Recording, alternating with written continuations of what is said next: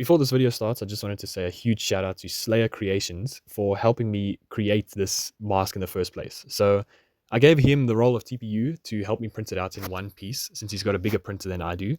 And he went through thick and thin with this thing with me. So big thank you to that. And he put in so much effort to make sure this thing was running smoothly, from unwinding the entire filament roll and just going through the night with this thing, checking on it, making sure it's all doing well. Thank you for all of that. Here's all of his information on screen, so you can contact him for 3D printing orders, and he does some custom designs as well. So big thank you to Slayer Creations, and let's get on with this creation. Today we are making a 3D printed Corey Taylor mask from TPU filament, and it's like this rubber material, but here we are just trying to get the supports out because the way it was printed was incredibly difficult. So right here I'm in the garage and I've got a Dremel out, and the main middle support column that actually held up the middle of the head was impossible to rip out, so I ended up just Dremeling it out, and it sort of worked. And this is how it looked after just taking all the supports off. It looked amazing. I just cut a slit in the back of the head just to get my face in. But now we have here a Rust-Oleum rubber coat, and I actually found this at Builder's Warehouse, and it works perfectly for this stuff. It gives it this latex texture, and it just folds well with the flexible TPU filament. So this stuff really works well, and this is what it looks like wet. Looks more like of a brown, and here it is when it's dry. And the reason you see a hole in the eye there is because when I drilled the eyes out, I accidentally burned a hole through it. So I'll fix that later. Okay, so what I've done here is all the holes for the stitching are drilled now, and it left behind these little rings and scorch marks everywhere. So we're just going to sand that down, and when it's sanded down, it looks like that. So it looks good as new. And for the top of his head, just going to fill that in a little bit because he did have a little bit missing. And then I accidentally drilled too much into his eye, so we're fixing that as well. But yeah, we're just going to sand all of these little pieces away and make way for the stitching after we've primed it again. So let's check back soon. Alright, so the top of his head is all sanded, and pretty much all of the stitching holes and things are almost there, but they are looking a lot better. So especially here where it had quite a lot, some rough sanding really did the job there, especially there. But what we're going to do now is hit this one, well, hit the top with some more primer, and then let's see how good of a job we did. So I think that looks pretty good, almost seamless. So no one's really going to see the top of my head, and yeah, when you do, it's going to look like that. So I think just maybe a few more coats of the rubber spray and we are golden. But I just need to clean out the eye a little bit more. Then he's ready for another coat of the rubber spray. I think the eye looks just flawless, and I think it's looking really good. It's got that latex texture on it, and I think once this settles, it'll be ready for spray paint. So the paint that I'm going to be using for making Corey white is just going to be a flat white spray-on brand.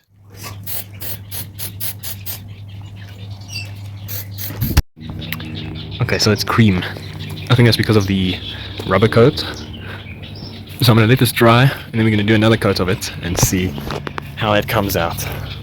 But yeah, very interesting. So since the color was coming out cream every time, I actually had to go through 2 cans of flat white spray paint, and yeah, it was just cream all the time. So there were about 5 layers of white spray paint just on this mask.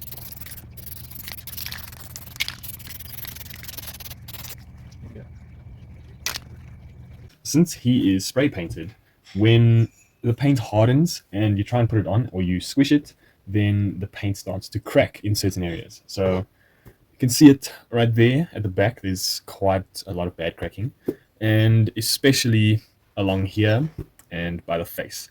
So I decided there's not much you can really do about that because obviously the paint is hard, it's going to crack when you try and put it on, and obviously it's a flexible material. So Can't really do much about that, but I figured since this almost looks like a skull, what we're going to do is we're actually going to embrace the cracking. So you can see right there, if you squish it in just a little bit, cracks start to show a little bit more. And I think it adds to the look a little bit. I mean, it's going to be weathered over time anyway, so cracks on this thing shouldn't look bad at all. I think it'll sort of blend in. So we have happy little accents. We're going to embrace the cracking, and first thing we're going to do is we are going to start painting it now around the edges where it needs the stitching. So stitching is going to be quite a long process. That's going to take the longest. But yeah, we're going to put the belts on the back. That's going to be the first stage, and we will do the painting for it.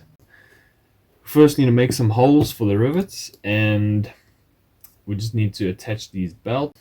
We've got a hole right there, and that is going to go right over it. So we're going to do the same all the way up till here, and let's see if our rivet fits in. After a lot of work, this is how they came out. I decided to go with split pins instead of rivets because the split pins were a lot easier to get in, and the rivets were just not working with this thick material.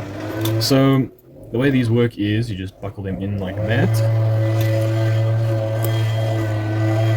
and you tuck it underneath. And there's the first buckle. So they fit pretty tight, and it gives it that look. I will paint the split pin silver just to make it look like rivets. But now we can move on to painting. We are starting with stitches. This I have been dreading because it's going to be extremely hard to push it through this thick material. But I've leaned into the cracks already, so this is just gonna add to the look even more. So the thread you see me using here is actually a shoe or wax thread. It's actually what Slipknot uses on some of their masks, like for Clown or Chris, and you can get these like at any local haberdashery or fabric shop. So it's not that expensive, and it's super strong, so it does the trick.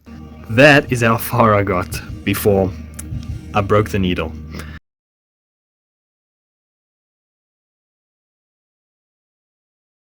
Okay, so what I'm doing here is basically, since the rubber undercoat is still underneath all of this paint, since it's like a blackish, grey, dark, brown, whatever, you can actually scratch the layer of white paint off of it, and you can expose that rubber coat underneath. And it's just going to give it that little look to where underneath all the stitches, it looks like it's got some seam lines. So I'm just scratching off all the white paint here, and it's just exposing the rubber coat.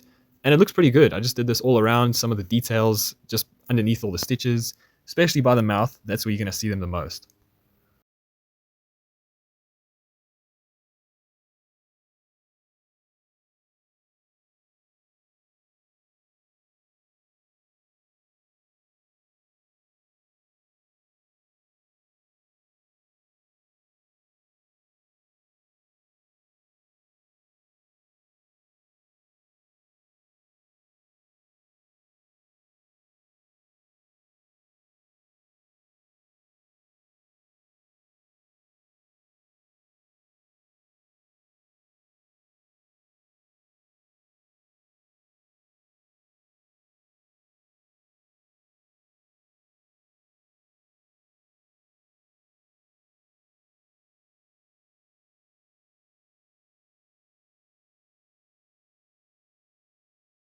So after all the stitches were done again, I finally moved on to the most satisfying part, finishing this thing off with some paint. So what I'm doing here is I just took some black acrylic paint and I watered some of it down for the outside edges just to spread it around a lot easier, almost like face paint, but it's acrylic paint. So the eyes, I did small circles first just to get a look, and I didn't want to make them too big to make him look like a panda.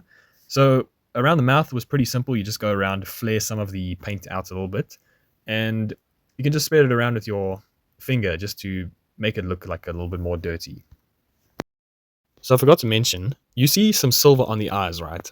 That was done by just spraying some chrome spray paint into the cap and then dipping the paintbrush in, just as you would with some normal acrylic paint, and you just paint it onto the eyes. So I did a couple of coats of that because they kept on fading with the white, but eventually 3 coats later the eyes came out pretty well. And now we are moving on to the final stitches, and most of these are through the mouth. So these ones are the special ones that you're going to see.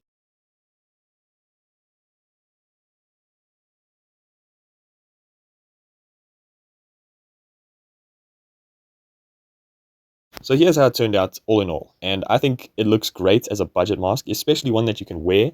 And it's a lot cheaper than getting just all the materials to make a proper latex one. So I think it turned out really well for that. And here's the 3D file that I used from Colts. It's an amazing file, so it's well worth buying it. And I'll link the file down in the description as well, but here's a picture of it just so you can find it a lot easier.